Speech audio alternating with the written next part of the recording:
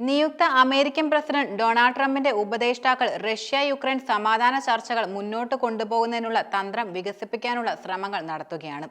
ഈ ചർച്ചകളിൽ പ്രധാനമായും റഷ്യക്കെതിരെയുള്ള ഉപരോധം എങ്ങനെ ലഘൂകരിക്കാൻ കഴിയുമെന്നതിനെക്കുറിച്ചുള്ള ചർച്ചകളാണ് പ്രധാനമായും നടക്കുന്നതെന്നാണ് റിപ്പോർട്ടുകളെല്ലാം സൂചിപ്പിക്കുന്നത്.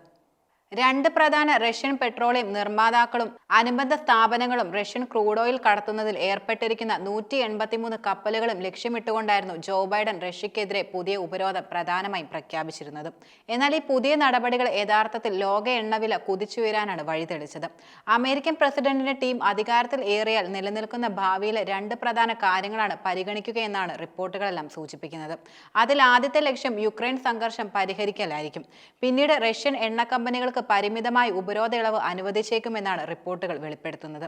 റഷ്യക്കെതിരെ ഉപരോധം ലഘൂകരിക്കുന്നതോടൊപ്പം റഷ്യൻ എണ്ണവിലയുടെ പരിധി ബാരലിന് $60 മുകളിൽ ഉയർത്തുമെന്ന തരത്തിലും റിപ്പോർട്ടുകൾ പുറത്തുവരികയുണ്ടായി. പക്ഷെ നിലനിൽക്കുന്ന മറ്റൊരു പ്രധാന കാര്യം റഷ്യയിൽ നിന്ന് എണ്ണ കൊണ്ടുപോകുന്ന കപ്പലുകൾക്കെതിരെ നിയന്ത്രണങ്ങളിൽ ഇളവുകൾ വരുത്താൻ സാധ്യതയില്ലെന്നും റിപ്പോർട്ടുകൾ സൂചിപ്പിക്കുന്നുണ്ട്. പക്ഷെ ബൈഡന്റെ അവസാന ഉപരോധങ്ങൾക്കെതിരെ റഷ്യ ശക്തമായ പ്രതികരണമാണ് നടത്തിയത്. ഈ ഉപരോധങ്ങളെ നിയമവിരുദ്ധമെന്നാണ് ക്രെംലിൻ വിശേഷിപ്പിച്ചതും. ഇത് യഥാർത്ഥത്തിൽ ആഗോള ഊർജ്ജ വിപണിയെ അസ്ഥിരപ്പെടുത്തുമെന്ന് ക്രെംലിൻ വക്താവ് ദിമിത്രി പെസ്കോവ് മുന്നറിയിപ്പ് നൽകിയിട്ടുമുണ്ട്. മാത്രമല്ല റഷ്യൻ പ്രസിഡന്റ് പുടിനുമായുള്ള കൂടിക്കാഴ്ച ഉടൻ ഉണ്ടാകുമെന്ന് ട്രംപ് പ്രഖ്യാപിക്കുകയും ചെയ്തിരുന്നു.